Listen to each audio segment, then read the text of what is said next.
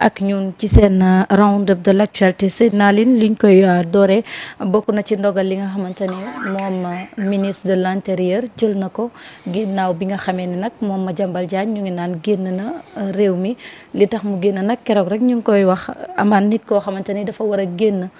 tenté na mu échoué xëy na bu fekkoon taxawee nañ war a taxawee moom du mën a génn réew mi. justement mooy évidemment liñ doon xaarandi lu bëri parce que man jàppoon naa ne sax war nañu gën a mën a élargir sanction yi ba chef de recherche des renseignements sax dañ ko waroon tëbalaale parce que moom itamit dafa bokk si ñi nga xamante ni seen responsabilité dafa engagé wu parce que bu ñuy dem bu fekkee ne ñoom ñoo yor les renseignements normalement même bu fekkee ni la division des investigations criminelles am na lu ko rëcc police spéciale bu AIBD am na lu ko rëcc parce que am na lu mu manqué mais ñi nga xamante ni également ñoo yor les renseignements naka la ci diggante bi Madiambal di def fi pexe ba génn ba dem Gambie ba jël avion te mënuñu renseigner les autorités compétentes également dama jàpp ne moom tamit waroon na bokk si ñi nga xamante ni dañuy am ay sanctions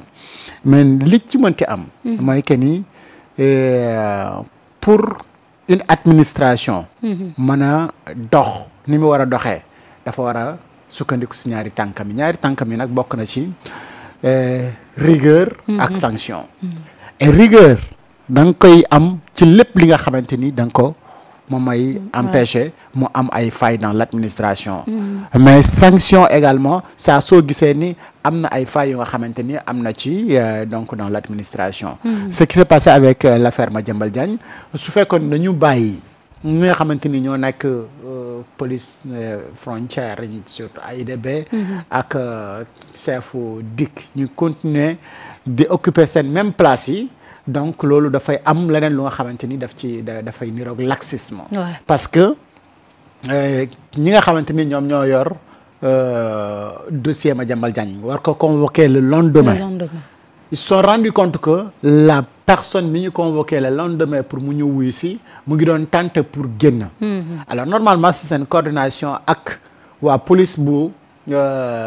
AIBD police spéciale frontière waroon nañu mën a wax ne puisque le gars tentait à sortir et que ñun dañ ko soxla demain nañ ko indi ñu am fuñ ko tegandi ba suba ñu déglu ko ci nga xamante ni moom lañ ko waroon déglu et c'est vrai que ñun tout le temps on réclamait à ce que lan moo taxoon gars yi retiré wuñu passeport am et c'est des gens nag parfois ñu nga xamante ni ils traînent avec beaucoup de passeports donc retirer benn passeport benn document de voyage mënu leen très empêcher ñu mën a utiliser yeneen document de voyage pour mën a génn réew mi mais bi nga xamee ne nit boobu noonu la mel mais dafa am ay mesures yu nga xamante ni da nga ci war a jël pour qu'au moins li nga soxla ci moom di nga ko mën a am mais ci diggante bi également où sont nos renseignements généraux surtout ñooñu ana fan la ñuy amee xibaar ci diggante bi Madiambal s'est débrouillé ba génn réew mi jëli avion à partir de la Gambie pour dem xam nga ñun fii démb loolu lañ doon expliquer ne diggante nga jëlee fi oto dem fi Banjul ba wut billet ba dem loolu gaawewul noonu après on nous renseigne que hélico la fi jëlee pour dem wàcc ji Gambie et à partir de Saly Lali mais loolu yëpp nan la mën a def ba rëcc suñu renseignement yi est-ce que en réalité ñun am nañu ay renseignement yu nga xamante ni dañu xarañ wala renseignement yi ñu yor nit yee leen di nettali rek après ñoom ñuy dem di joxe loolu également c'est un autre problème moo xamante ni da nga koy identifier donc ci biir mbir mi maintenant nag le fait que le ministre de l'intérieur jël donc li nga xamante ni moom mooy dogal boobu démb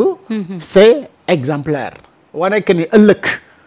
une autre personne bu nekkee ci même situation bi yéen ñi nekk foofu ci fonction yooyu noonu prenez toutes vos responsabilités pour garantir Sénégal que ni ces personnes-là ils ne vont pas fuir du pays et dafa bëri ñu nga xamante ni dans l'avenir ou actuellement même dañu nekk dans la même situation que Madiambal Diagne yoon probablement daf leen di soxla demain après-demain et dañu am interdiction de sortir du territoire loolu ça montre également ñi nga xamante ni ñoom ñooy ñëw ëllëg à la tête donc de ces institutions-là que ni prenez toutes vos responsabilités pour que ñi duñu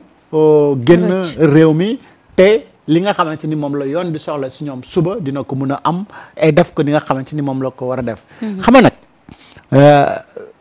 parfois dañuy nekk ci la démocratie nekk si dans la bonne gouvernance ak yu mel noonu doo bëgg xëtt ak yelleefu kenn ku si nekk nga bëgg ko respecter droit am ba finalement li nga xamante ni moom moo la ci fekk dafay nekk après lu nga xam ne da nga koy regretter mooy c'est ce qui s'est passé exactement avec le cas Madiambal Diagne qui savait que il doit répondre ou déférer à une convocation le lendemain et si même guddi boobu noonu mu jéem a dem ñu ne ko da nga am interdiction de sortie du territoire dès l'instant que moom mu jot notification que ne am na interdiction de sortie du territoire bu jéemee tenter pour génn territoire bi mu ngi def beneen infraction bu weesu infraction bi nga xamante ni moom lañ koy toppee jot na ko bu yàgg waaw il s'est débrouillé par contre pour nag mën a génn dëkk bi si yan condition la génnee nan la def ba génn loolu naka la def ba rëcci suñu renseignements généraux yi naka la def ba rëcci police naka la def ba rëcci et cetera donc loolu moom mooy interrogation bi nga xamante ni moom la ñuy am est-ce qu'en réalité nous on est en sécurité ou pas moo tax mesures yi nga xamante ni moom la le ministre de l'intérieur jël mais ñu di ko saluer naturellement et loolu je pense que ni ñëpp ñi nga xamante ni dañuy veiller à la frontière ak yeneen yi dinañu gën a taral li nga xamante ni moom mooy rigueur bi ñu war a def ci la vérification des personnes yi nga xamante ni ñoom ñooy dugg ak ñi nga xamante ni ñoom ñooy génn surtout ci territoire national bi et je pense que ni ñun ñëpp war nañ ci jàngee leçon parce que c'est la 3e fois man na waxoon naa ko fii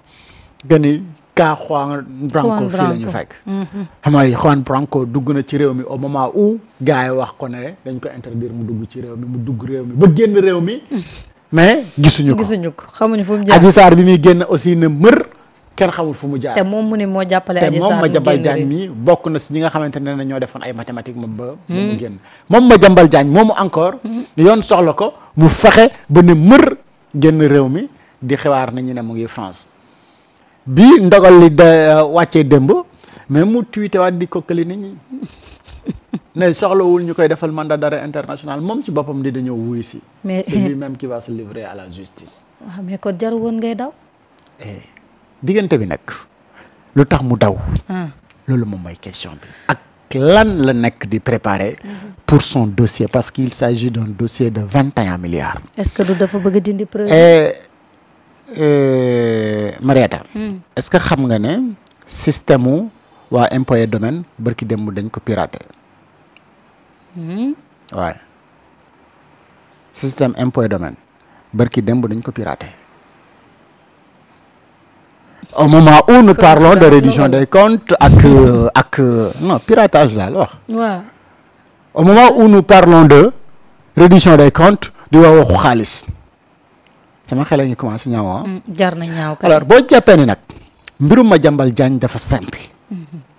yaa ngi nax sa bopp c'est pas xam nga pourquoi ma ne simple parce que Madiambal est mêlé sur beaucoup et énormément de dossiers et li mu réussir def ku amul yenn connexion yi mënoo ko réussir pour nga def ko est-ce que tey Madiambal Diagne bu daanoo moom kese mooy daanoo ça c'est des interrogations niche d'information est-ce que amul ñu nga xamante ni ñu ngi ci yenn niveau yu stratégique yu kawe yu nga xamante ni wóor na leen ne Madiambal mii mu daanu mooy seen daanu ñu ne nañu xool ñu ni tamit nu ñu koy fexe ba Madiambal mii du daanu pour comme ça ñoom it ñu mën a protéger seen bopp donc il y a toutes ces questions là qu'on peut poser autour de cette affaire de Madiambal Diagne moo tax yenn gars yi bu ma leen di dégg ñu naan Madiambal jàmbul dara yenn saa yi damay toog reetaan ma leen yéen bu ngeen xamoon niveau bi nga xamante ni sincèrement fa la Madiambal toll kon di ngeen xam ne c'est pas niveau bi ngeen toog di ko analyser noonu que ni Madiambal jàmbul dara mais mun ngaa daw lépp luy preuve loo xamante ni war na egsi si yow nga effacé ko lépp loo xamante ni leer na la lii transaction la nga effacé ko ba pare ñëw bëgg livrer sa bopp à la justice xanaa justice moom alors loolu nag c'est juste daw bi c'est pas hasard de non du hasard parce que li tax ñu lay teg def le mandat de dépôt mooy que ni le juge day bañ nga influencer des potentiels témoins ou de détruire des preuves wala nga am nga xamante ni da nga koy colomater et ci diggante bi yàlla rek a xam lan ak lan la Madiambal def parce que cette fois-ci xam na exactement ci ban dossier lañ koy woowee te dossier boobu ñu koy woowee société ba mu ko seqal nekkul Portugal France la nekk dawul dem Portugal France la dem donc yaa des choses yu nga xamante ni mën nañu retenir na soit de potentiels témoins wala de potentielles preuves wala leneen ak leneen mu ngi koy jéem a def est-ce que amoon na contrat bu nga xamante ni contrat d'apporteur d'affaires la est-ce que nekkul moom lay dem lijjanti ci et cetera donc énormément de questions mën nañ ko poser ci le fait que mu jógee fi mu dem ça c'est un. Deuxièmement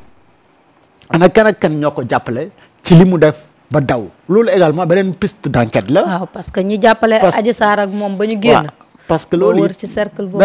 beneen piste d'enquête la donc cela veut dire quoi. que ni am na ba léegi benn mafia boo xamante ni mu ngi ci réew mi mais ñooñu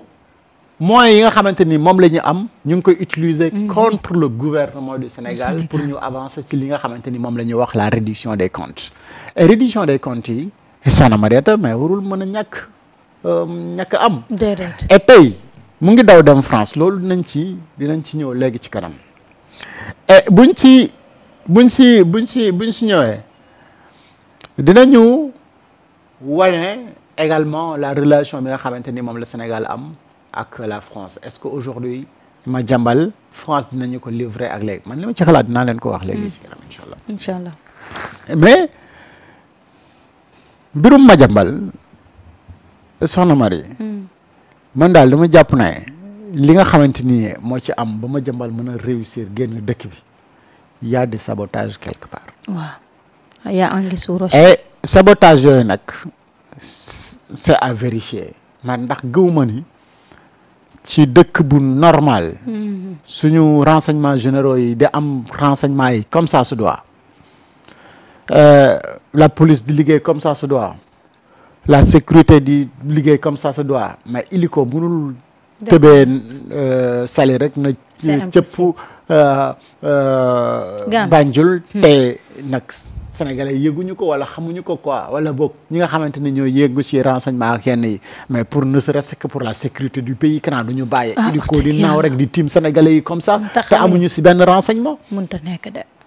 kon day wane ni kon ñun dañoo fragile.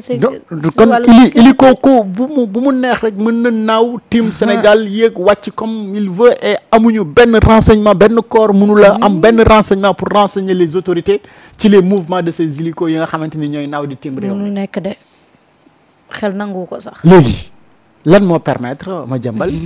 mu utiliser tous ces moyens là ba aujourd'hui il se retrouve en France ci diggante bu gàtt boobu noonu parce que xam nga diggante bi ni mu gàttee. dafa gàtt même pas 24 heures. ni mu gàttee mu réussir ci def ci lim ci def. ça veut dire que ni donc ñun suñu sécurité donc am na lu nga xamante ni daal def ci des. les sanctions nag c'est super bien. defu ko moom kese de. parce que